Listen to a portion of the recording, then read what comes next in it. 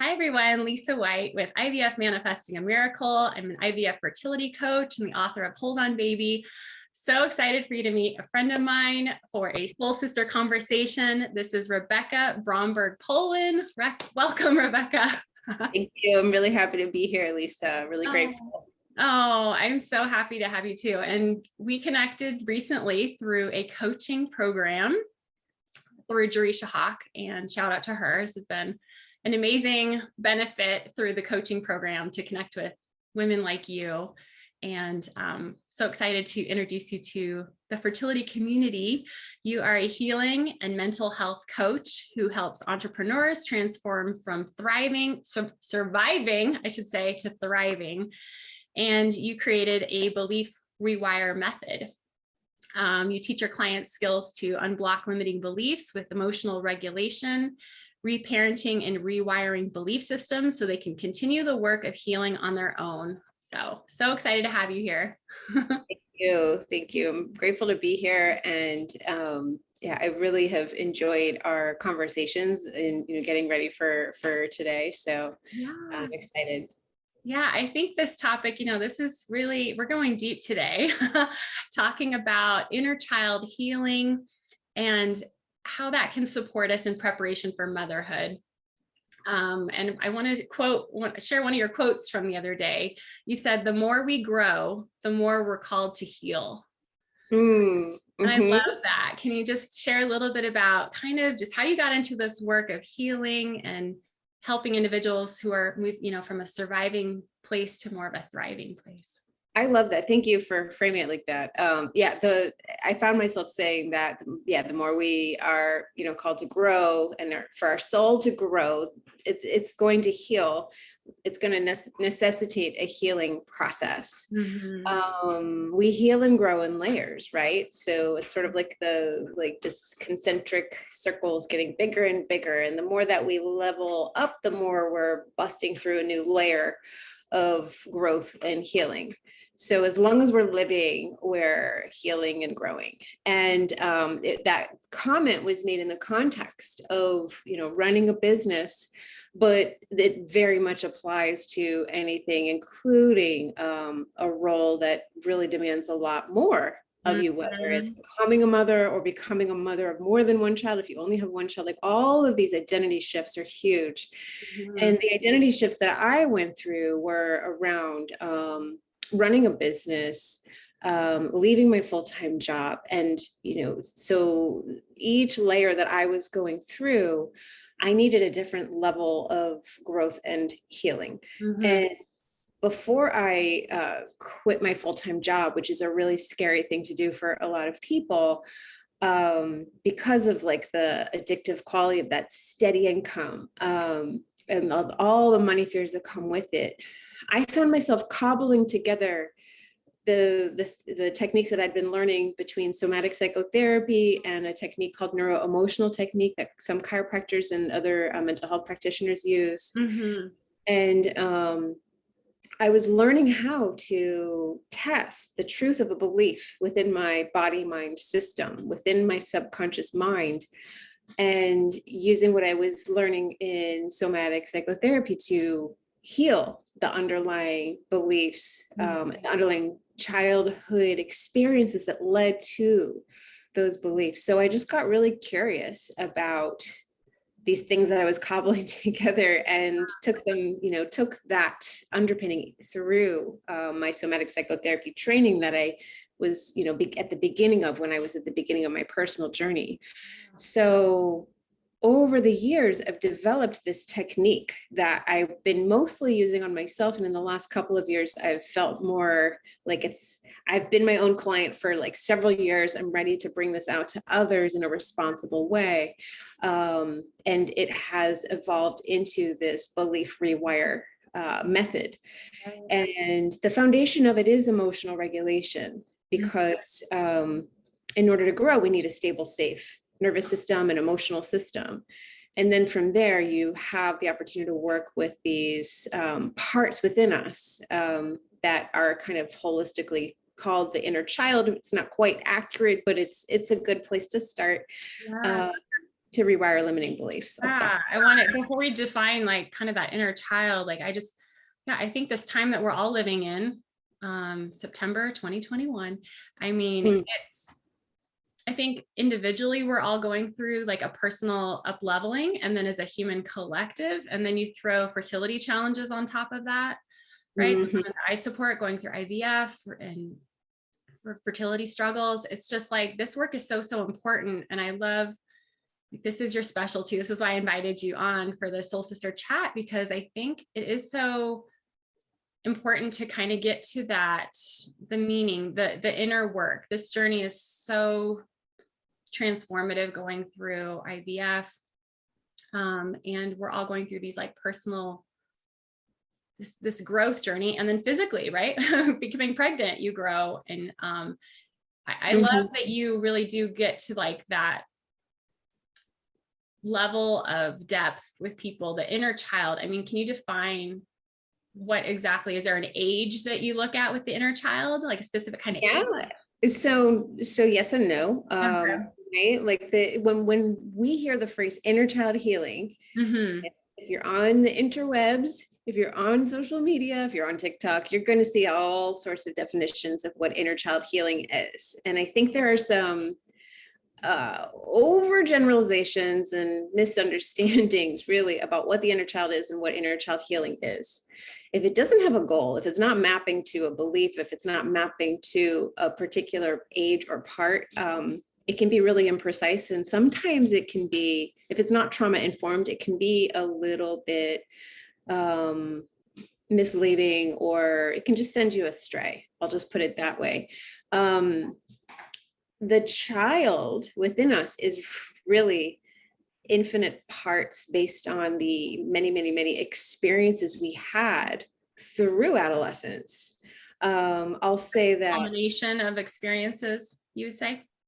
Really more from internal family systems. There's this quote of, there are as many parts within us as there are stars in the sky. Wow. And so these different parts within us are like this constellation of beliefs and conditionings that make up who we are. And they can be beneficial. They can be, beliefs around, deservingness of love and success and competence, and they can be unhelpful, what are called in psychology negative core beliefs. And what we often hear about in our world is limiting beliefs. Beliefs, yeah. And in either way, particularly between the ages of 2 and 7, when we're making our first memories, we are little meaning makers of the world around us. But the thing that's tricky is that we assign the meaning of whatever happens in our life, especially that stuff that's traumatic or leaves a little bit of a mark on us, like even like lowercase t trauma. We always interpret those things to be about ourselves. And so that's the trick. Don't mind my dog drinking water, she'll stop soon. Molly. So we make this meaning to be about ourselves, and that is usually not true. So if a caregiver in our life wasn't present in a healthy way, we somehow learn to make that about us being not deserving of attention, care, love, whatever we were missing out on, whatever need in our young life was unmet, is the belief that we form for it to be about us. And so if you had a childhood and if you had a parent who is human, then you probably have a few of these things rattling around in your unconscious conditioning that would bear tending to. Okay. We all need, at some point in our lives, we all benefit from, doing a little bit of cleanup work. And that's really what the Surviving to Thriving is about, is looking at the parts of us that were, outside of our conscious awareness, like behind our blind spot, uprooting them from the unconscious and tending to the unmet needs that happened at many different ages and parts within us. So I hope that helps. Yeah, no, that's so helpful. And it's like, I love that you're bringing awareness to this, how our beliefs when we're young can carry through kind of our lives and affect us in our later years. So it's just helping bring attention to the benefit of kind of healing some of those beliefs, emotions? I mean, is it the emotion that triggers the belief? Is that where it starts? More the emotion? That's a really great, I love that question. The way that I understand it is that if it's an emotion that has kind of an energy that happened in the moment. So let's get really precise with a made up example. I use one of, let's say like it's your birthday and you're 4 and there's a cake coming towards you and everybody's singing and all the attention is on you. And like a fire alarm goes off and everybody has to leave, right?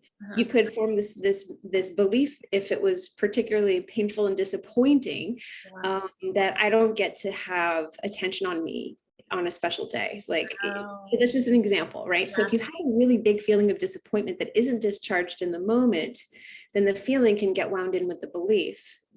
And then the belief will influence your emotions later in life. And that feeling stays stored in your body. Until you get to have a conversation. Like the present moment is where I work with clients, and it's like a time machine. It's magic. And you bring in whatever was unmet back then in that present moment. So there's so much more than we think. I know, it's so deep. It's so deep. But yeah, I just I want people just to kind of hear what we're chatting about, in a sense, just to look at ways they can support themselves in preparation for pregnancy, for giving birth, and almost healing those past patterns, right? Healing, not letting those affect you as you're moving forward. Right.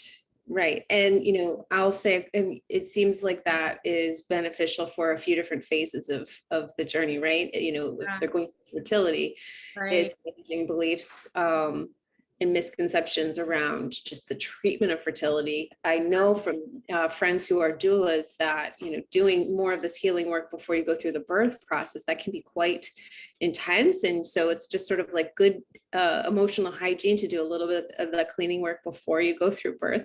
And then as a parent, as a mom, there's so many things that get brought up around our needs as a woman and a person. And, when you're a caregiver, it's just a different shift. So it will just bring up different beliefs. And we were talking before about triggers, right? Yes, I definitely wanted to thank you for bringing that up, triggers, and how your phrase, triggers are gold. Triggers give an opportunity for us to look deeper, right? And triggers is a common term. People in the fertility community will put trigger warning. It's like different things to alert people. But can you share a little bit your take on what triggers, how they can be helpful?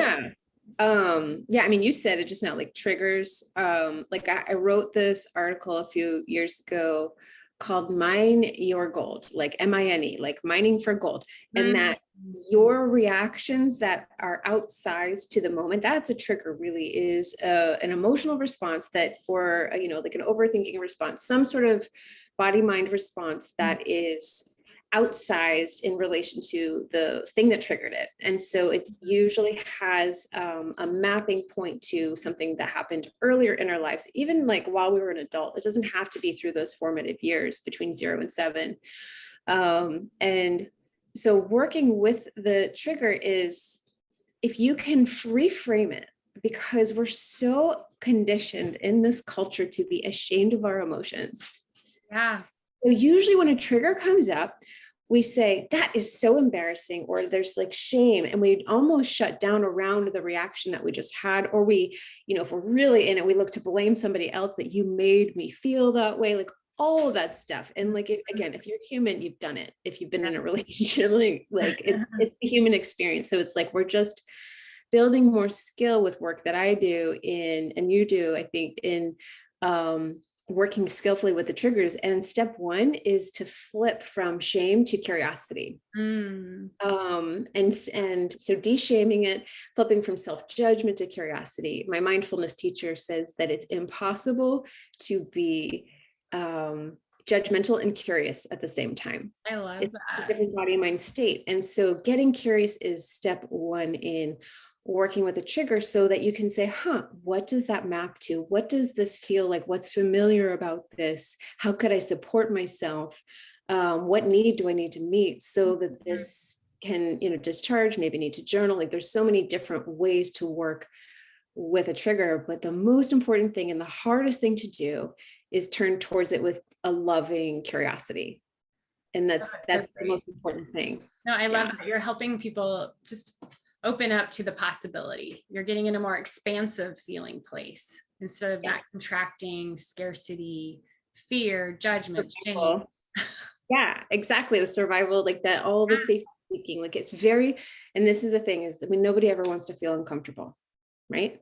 But I think when you start to understand, when we start to understand that being uncomfortable is part of growing, and you can move through it in order to feel better on the other side of the discomfort, and having that attitude of like, okay, life can be like a video game. Like life can be like a video game where like I'm always leveling up. Like here we are at level trigger 12,000, right? And that's the thing is the work never stops, but the attitude of humor, the attitude of curiosity, and even just this intention of like, I'm going to be joyful in this exploration of this thing that's really uncomfortable, it automatically brings a different part of you, that your witness consciousness online. So you can observe yourself instead of like marinate in the uncomfortable feelings. You don't have to sit in those.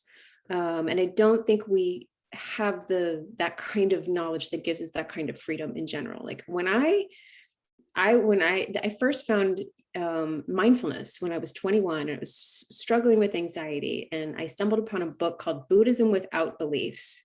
And I loved that because I was a science major, a biology major, and I didn't want to have to believe anything at that point. It's very agnostic. But the first truth was suffering is universal. My young 21-year-old self, I didn't understand that until I read that. And I was like, phew, like I'm not the only one who is suffering ever. Right. And so when we get more expansive of like, okay, this is part of the human experience, I think we can invest less in the feelings that come up. I'm on a tangent, I'll stop. Oh, no, it's so good. I just want to highlight the growth does come from the discomfort. And that's how we can move through this crazy fertility ride. I know you haven't really experienced it, but it is. I like, we talked about like what's universal about it. So I'm really happy to be part of this conversation. Yeah, no, it's just like, it challenges you in so many different ways. It brings up things in a good way, the triggers for us to uncover, to go deeper, to evaluate.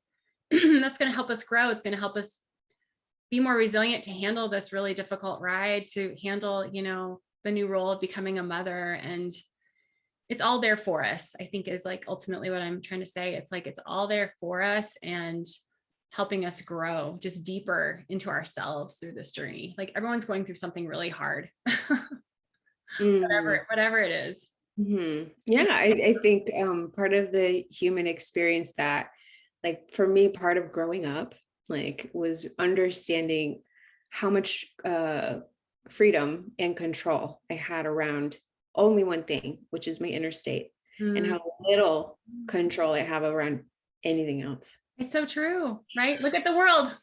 There's a lot of crazy going on. Right? Like we have to control what, and this is like, oh my gosh, I'm so glad we're diving into this. Yeah, because it's like with fertility, often people give away their power. They're like, there's nothing I can control. It's all out of my reach. No, like what can we control? We hold on to us, we hold on to ourselves, and to move through this really hard ride, it does. This is the kind of work to help us grow and move through these challenges. Right? And I really love like the hold on to yourself piece. A term from psychology that I really connected with is this term of earned secure attachment. So if we are people who tend towards anxiety or depression, or towards pushing away, connecting with people, or being like a little bit of that overly attached, anxious attachment, we can heal that self-trust. And I've watched that just settle so many people's nervous systems, of just being able to rest in ourselves. And that's what it sounds like your journey allows people to experience more of, so that they can hold on, as you said, to themselves and not forget who they are through this process that can otherwise really knock you off of your center, right?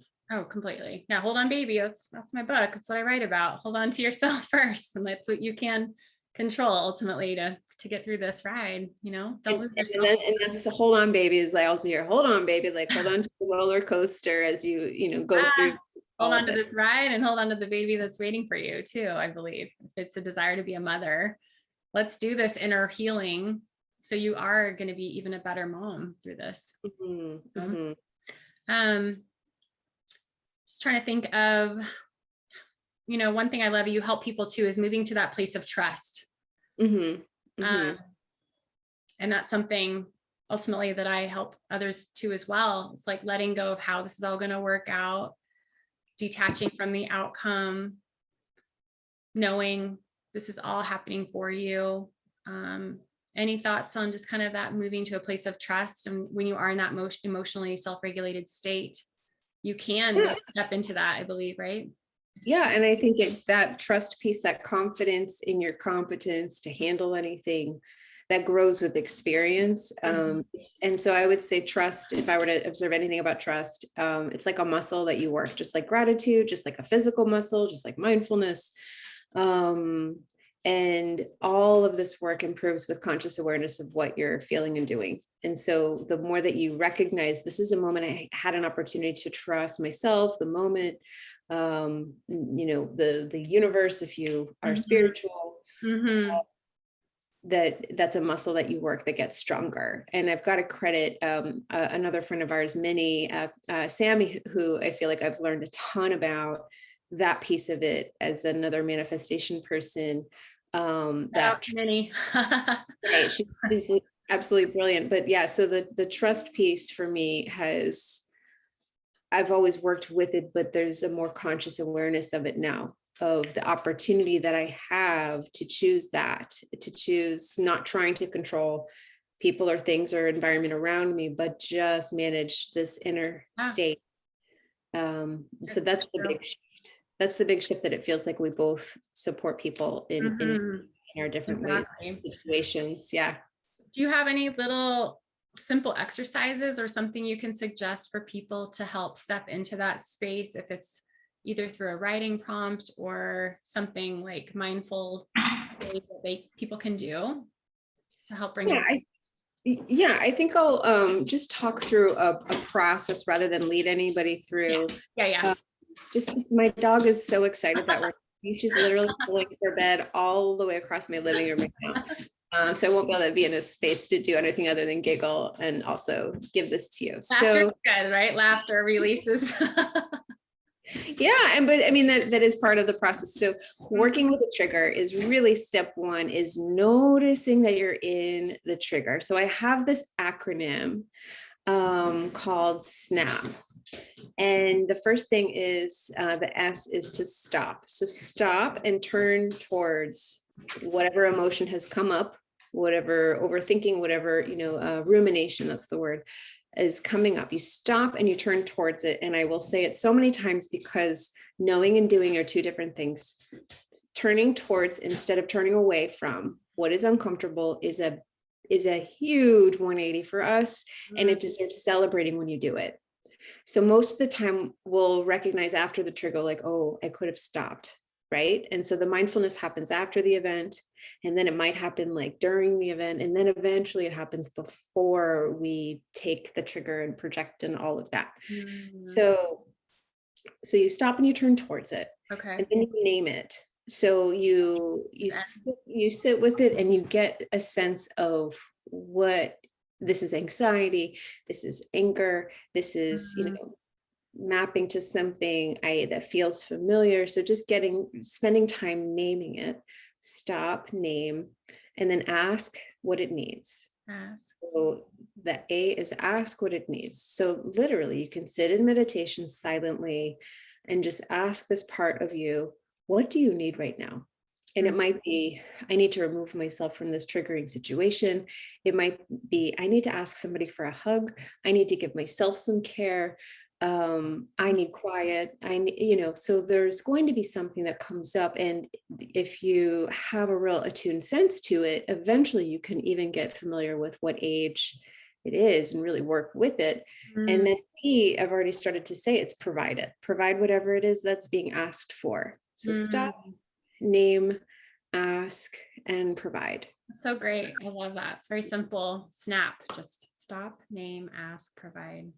And what's interesting is that these reactions happen like that. Like And that. so it's unwiring that and slowing it down. You slow down to speed up. You slow down and you back up, you unpack in order to move forward with more skill eventually. That's almost like you can almost physically just do that for yourself too. You're feeling a trigger.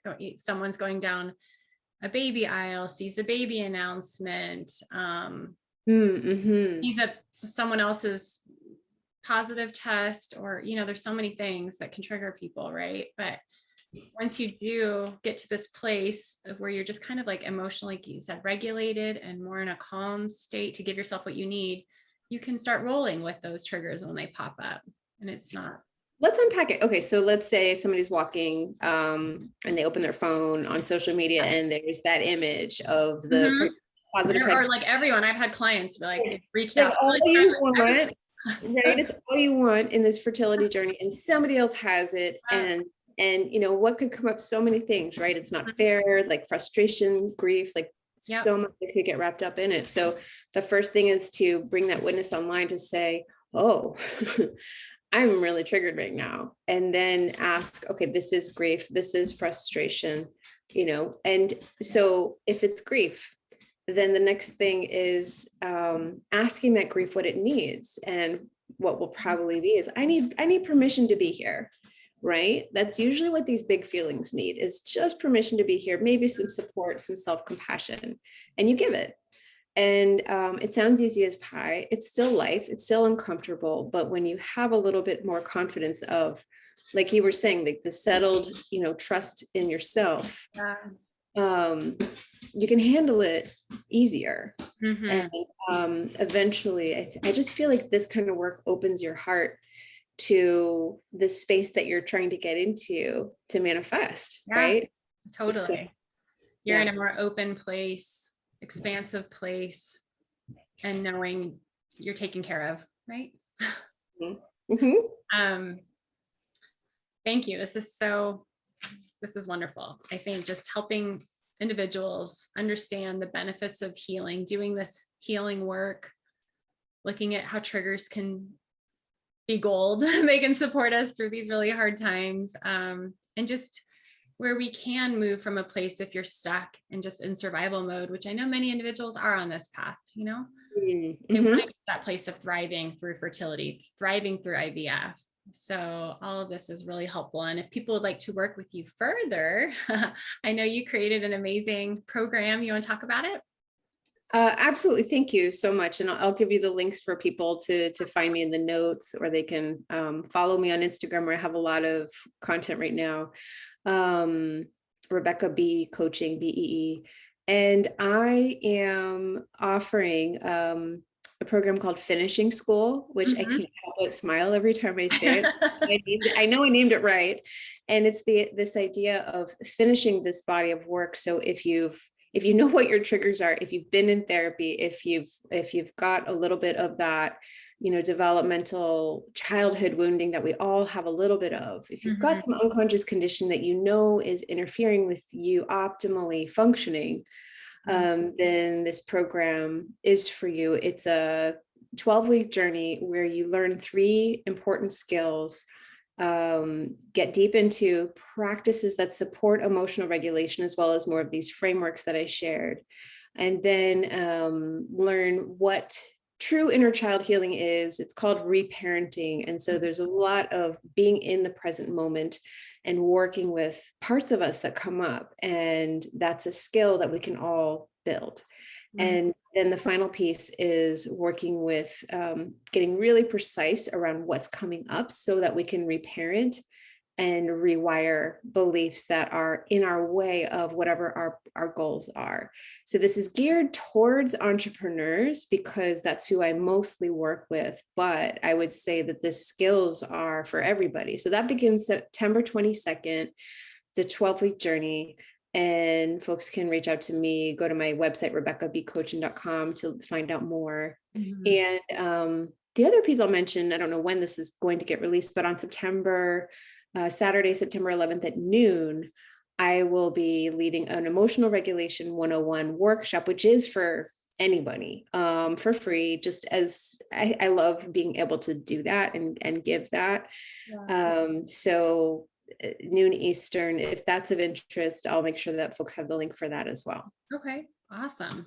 Thank you so much. I'm so happy to be connected with you and Same. be in this space, support each other. And, you know, we've each gotten a taste of each other's work too. And really so love what you do. And you do transform people pretty quickly. So I love that. It doesn't have to take years of like therapy, you know, like I know that's one of your kind of skill sets is like really. Yeah, you know, in my literature, I say I'm not a therapist, I'm a catalyst. And I believe there's absolutely a place for therapy. And I believe that therapists refer me often just to jumpstart a stuck client. And then they go back to therapy because there's other pieces to work on, but there's some settling of the nervous system. There's some putting to bed of old stuff that I help do in the way that it affects the emotions in the body. So I am so grateful to be here with you. And really happy to feature you and your amazing work. So, and I'll link all of your links in the notes, but yes. Beautiful. Thank you everyone for joining for the Soul Sister conversation. And if you'd like to reach out to me, I'm at ivfmanifestingamiracle.com. We're both on Instagram pretty regularly. So reach out to us and thank you so much. Bye-bye. Bye.